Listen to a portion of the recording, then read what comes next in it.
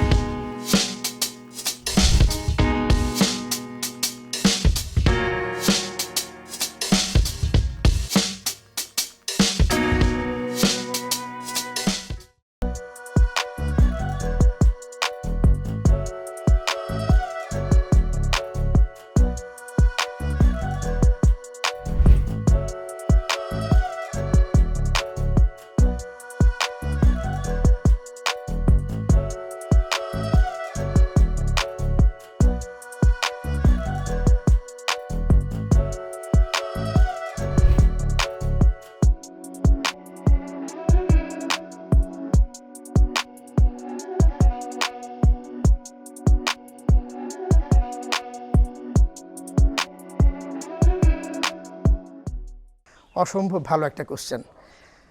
আসলে প্রান্তিক কৃষক ওনারা কিভাবে গরু লালন পালন করেন সেটা নিয়ে অনেক ধরনের কথা আছে, বাট আমি খালি ক্যালকুলেশনের হিসাবটা বলি। ওনারা ক্যালকুলেশন অনেক কিছু করতে জানেন না বা করেন না। যেমন ধরেন আমি একটা গরু কিনে আনলাম 1 লাখ টাকায়, আমি যদি এটাকে 6 মাস পালি, আমার একটা গরুতে ধরেন অ্যাভারেজে আমার যে মিডিয়াম সাইজের গরু আছে অ্যাটলিস্ট 10 থেকে 12,000 টাকার খাবার খায় পার মান্থ। তো আমার কিন্তু কস্টিংটা কোথায় থাকে? আমি খড় কিনে আনছি, আমার ঘাস, আমার দানাদার, আমার অফিস স্টাফ, আমার ইলেকট্রিসিটি বিল, আমার আসা যাওয়ার খরচ, সব কিছু ভাই এখানে কিন্তু ক্যালকুলেশন করে আমার কস্টিংটা হয়। বাট একজন প্রান্তিক খামারি যখন করে, যেমন আমি অনেক জায়গায় অনেক খামারি মানে প্রান্তিক কৃষক, আসলে ওরা খামারি হলে তো কিছুটা ক্যালকুলেশন আসবে। যারা কৃষক তাদেরকে জিজ্ঞেস করি যে ভাই গরুটা কবে কিনলেন, বলে যে আমি 6 মাস আগে কিনছি। কত দিয়ে? 1 লাখ টাকা। এখন বিক্রি করছেন কত? বলে যে 1,20,000 25,000 সেল করে দিল। ওনার কস্টিংটা কি জানেন? উনি কস্টিংটা কি হিসাবে করে?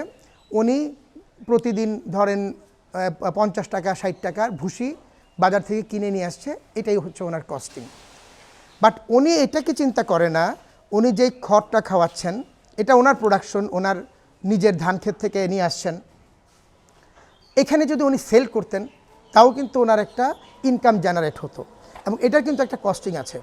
ওনার বাড়িতে যে ইলেকট্রিসিটি বিল সেটা উনি কিন্তু হিসাব করছেন না। উনি যে লেবার দিচ্ছেন এই লেবারের হিসাব করছেন না। ওনার যে ধানের কুড়া খাওয়াচ্ছেন এই ধানের কুড়ার ওনার কোনো কস্টিং নেই। উনি চিন্তা করলো যে আমি 6 মাসে 10,000 বা 12,000 টাকার ভুসি বাজার থেকে কিনে নিয়ে আসছি, that is my investment. 1 lakh টাকায় কিনলো আর 12,000 টাকার খাওয়াইলো 1,20,000 টাকা। বাট ওনার কস্টিং কিন্তু অ্যাটলিস্ট 1,30,000 টাকার উপরে। বাট উনি বিক্রি করে দিচ্ছেন হচ্ছে 1,20,000 টাকায়। উনি মনে করতেছেন যে উনি 8,000 টাকা প্রফিট করলেন। অ্যাকচুয়ালি উনি কিন্তু এখানে আরও 10, 12, 15,000 টাকা লস করলেন। এই ক্যালকুলেশনটা যেহেতু জানেন না ওনারা হচ্ছে অনেক সময় কমে বিক্রি করে দেন। আবার উল্টা দিকে আছে, যেমন আমাদের একটা সাধারণ মানুষের ধারণা থাকে প্রান্তিক কৃষক থেকে যদি আমি গরুটা কিনতে পারি, সে খুব অর্গানিক ওয়েতে খাওয়াচ্ছেন অথবা সে খুব ভালো করে লালন পালন করেছেন। ওনারা যখন যায় বা আমরাও যাই, অনেক সময় প্রান্তিক কৃষকের বাড়িতে ওনার বিক্রি করবে 1,50,000 টাকা, সে দাম চায় 3.5 লাখ টাকা। কারণ উনি কিন্তু জানে না যে আসলে এটার কস্টিংটা কত বা ওনার এস্টিমেশনটা জানে না। তো যার কারণে আসলে প্রান্তিক কৃষকদের প্রবলেমটা হচ্ছে ওদের নলেজ এবং প্রপার ক্যালকুলেশন, ফান্ড ম্যানেজমেন্টের ইস্যুটা না থাকার কারণে ওরা যখন যেভাবে ইচ্ছা তখন ওরা একটা সেল করে দিচ্ছে। আমার একটা জিনিস মনে হয় যে একটা মানদণ্ড থাকা উচিত, তাহলে কেউ এখানে লুজার হবে না। আলটিমেটলি আমরা যারা একটু কম দামে যদি কিনে নিয়ে আসতে পারি, এনে কোরবানি করে দিলাম একটা 20,000 টাকা কমে এনে, আলটিমেটলি কিন্তু কৃষকটা লুজার। আমরা তো চাই না ভাই একজন কৃষক লুজার হোক। উনি ক্যালকুলেশন জানে না দেখে উনি প্রফিটে আছেন, বাট রিয়েল ক্যালকুলেশনে উনি লুজার। তো আমরা চাই এটা থেকে উঠে আমরা সবাই উইন উইন পজিশনে থাকি।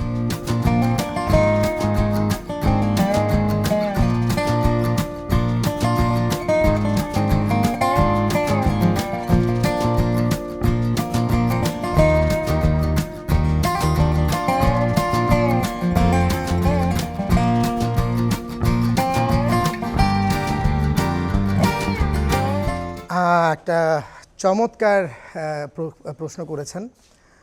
দক্ষ লোক আছে, এখন কোন সাইডে সে দক্ষ? ধরেন সে গার্মেন্টসে দক্ষ, এখন সে যদি আপনার চলে আসে ফার্মিংয়ে, তার মানে কিন্তু ফার্মিংয়ে কিন্তু সে দক্ষ না। আমাদের ক্যাটাগরাইজ করতে হবে যে আমাদের কোন কোন শ্রেণীতে কে দক্ষ। আমাদের ফার্মিং সেক্টরে কে দক্ষ আছে সেটাকে যদি আমরা ফাইন্ড আউট করতে পারি এবং সেইভাবে যদি আমরা তাদেরকে রেয়ার আপ করতে পারি, তখন হচ্ছে ফার্মিংয়ে দক্ষ লোক এসে কাজ করতে পারবে।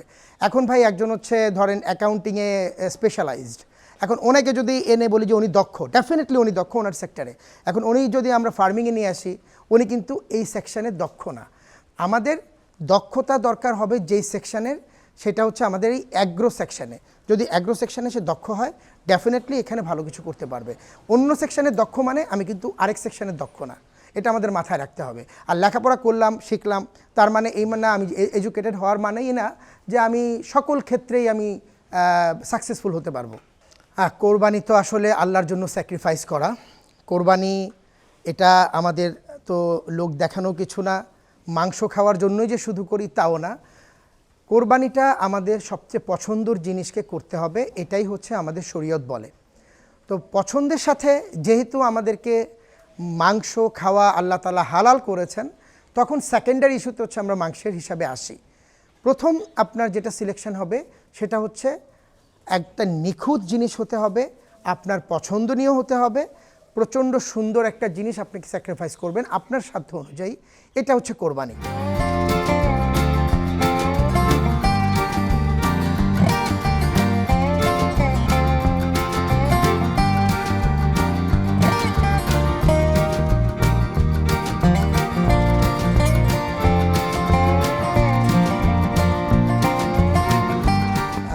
এটা দুই ধরনের অ্যান্সার আমি দিতে পারি, হয়তোবা জিনিসটা অনেকের পছন্দ হবে না, তারপরেও আপনি কোশ্চেন করেছেন, আমার দিক থেকে আমি যতটুকু আমার রিয়েলাইজেশন সেটা আমি আপনাকে বলতে পারি। পেটটা অনেক মোটা হয়ে যাওয়ার একটা কারণ হচ্ছে যারা লাইফ স্কেলে এখন সেল করতে হয়, আসলে ভাই ওদের যে টোটালি দোষ দিব তাও না, কারণ হচ্ছে গোখাদ্যের যে পরিমাণ দাম, সেটার সাথে প্রপারলি একদম তাকে সুঠাম দেহের প্রপার আপনার যেটা আমরা স্লিম বডি যদি বলি বা পারফেক্ট টেক্সচার যদি বলি, সেটা করতে যেই পরিমাণ কস্টিং আসবে, সেই কস্টিং আপনি যখন এসে লাইভ ওয়েট স্কেলে তুলবেন তখন কিন্তু পাওয়াটা টাফ। যার কারণে অনেকেই হয়তোবা, আমি জানি না, বাট আমার এখানে কোনো গরুর পেট পাবেন না, আপনি দেখেছেন প্রত্যেকটা শ্যুট করে নিয়ে যাবেন, আমার গরুর পেট থাকে না। তো যার কারণে যে লাইভ ওয়েটের যে প্রতিযোগিতা, এটার জন্যও মনে হয় পেটটা একটু বড় করে। আরেকটা জিনিস, যারা কোরবানিতে গরু কিনতে আসেন তারা তো হয়তো বা বছরে 2-4টা গরু কেনেন কোনো প্রোগ্রামে বা কোরবানিতে, রেগুলার ওনারা কেনেন না। যখন একটা গরুর পেটটা অনেক বড় হবে, গরুটাকে দেখতে অনেক বড় মনে হয়। তো এটাকে আমরা বলি হচ্ছে ফলস ওয়েট। তো ফলস ওয়েটের গরুগুলা দেখা যায় মানুষ খুব সহজে এবং খুব তাড়াতাড়ি এগুলা কিনতে চায়, মানুষের কাছে বড় মনে হয়। আর সেকেন্ডলি হচ্ছে পাছা কেন আসে না, যখন আপনার গরুর পেটটা ঝুলে যাবে তখন তার পিছনের সাইডটা স্ট্রাকচার্ড হবে না। এখন ওয়েট খুব র্যাপিড আনার জন্য অথবা আমাদের বিজনেস মানে আয় এবং ব্যয়ের যেই ডিফারেন্সটা, সেটাকে মিট আপ করার জন্য হয়তো বা অনেক গরুতে আপনি দেখবেন যে পেটটা অনেক বড়, পিছন আসলো না বা স্ট্রাকচার অ্যাবনর্মাল মনে হয়, সামনা পিছনে আমরা যেটা বলি সমান, সেটা হয় না।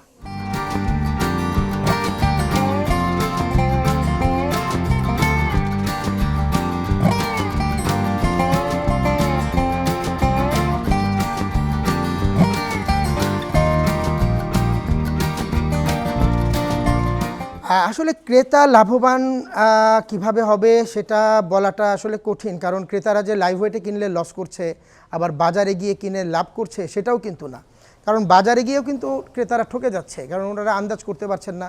যদি প্রপার নলেজ না থাকে, স্বাভাবিকভাবেই উনি হচ্ছে এক্সেসিভলি হাই একটা প্রাইস দিয়ে কিনে নিয়ে আসেন।